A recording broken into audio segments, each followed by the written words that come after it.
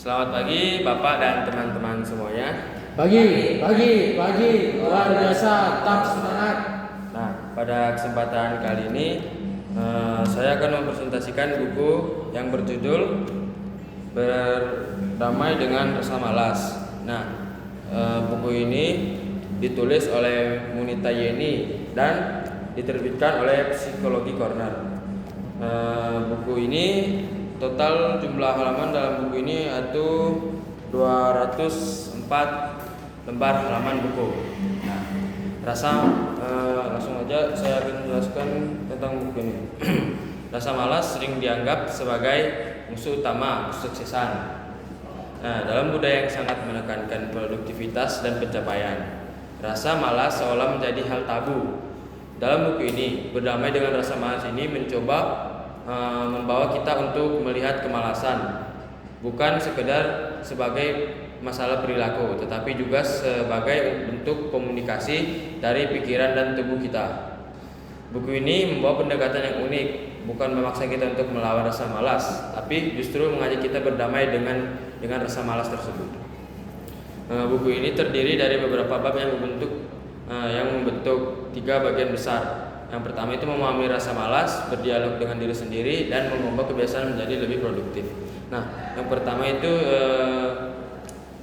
menggali akar malas. Nah, di dalam tersebut terdapat emosi, energi, dan pikiran. Di bagian awal buku ini itu penulis menjelaskan bahwa rasa malas sering kali muncul bukan karena seorang tidak mau bergerak atau tidak punya niat, melainkan karena ada konflik emosional atau kelelahan yang tersembunyi.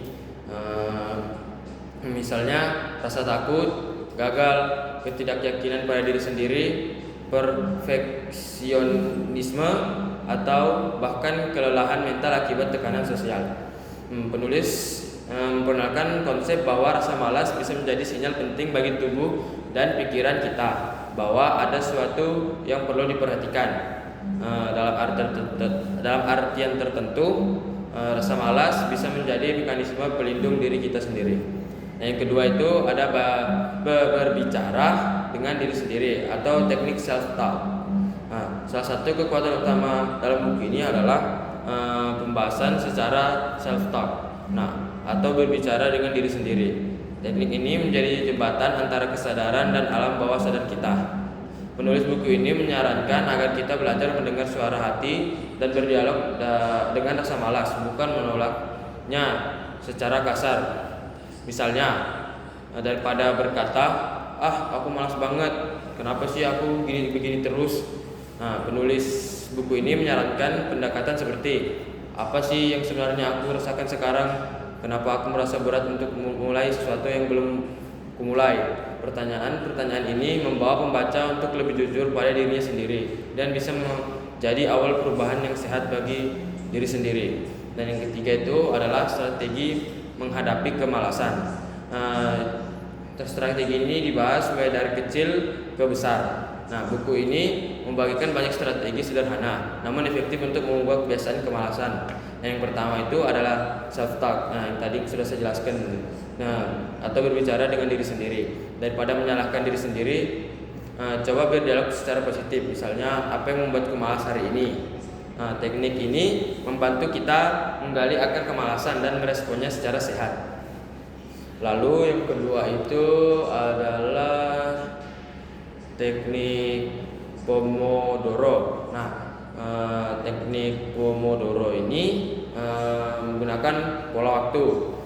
Contohnya itu adalah 25 menit mengerjakan. Contohnya 25 menit full mengerjakan pekerjaan, contohnya mengerjakan tugas dan yang lain secara fokus, dan 5 menit istirahat. Nah, teknik ini diulang-ulang terus hingga beberapa kali. Nah, cara ini cocok untuk menjaga konsentrasi dan menghindari burnout.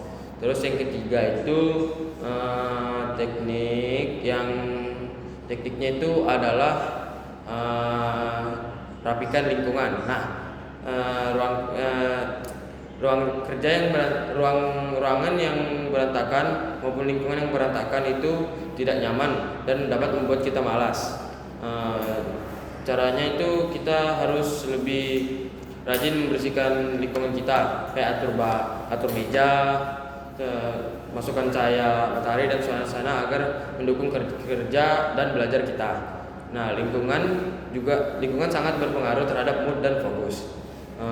Kelebihan dari buku ini adalah menggunakan bahasa yang sederhana dan ringan. Dan yang pertama tadi itu bahasa sederhana dan ringan. Yang kedua itu memiliki atau menggunakan contoh nyata. Buku ini tidak hanya berisi teori, tapi juga pengalaman pribadi dan kisah yang relate. Sehingga membuat membaca memahami sendiri dalam perjuangan menghadapi rasa malas. Kekurangan buku ini menurut saya adalah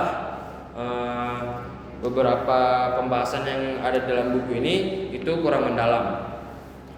Dan kesimpulan dari buku ini adalah buku ini sangat cocok untuk seorang yang sering merasa stuck, menunda pekerjaan dan tidak tahu harus mulai dari mana. Alih-alih memaksakan diri untuk berubah secara drastis, buku ini justru menawarkan pemahaman yang penuh empati, menyadarkan bahwa setiap orang berhak lelah, berhak diam sejenak, dan berhak mengatur ritme hidupnya sendiri.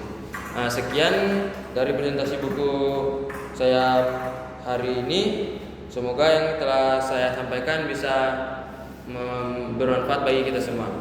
Selamat pagi Bapak dan teman-teman semuanya.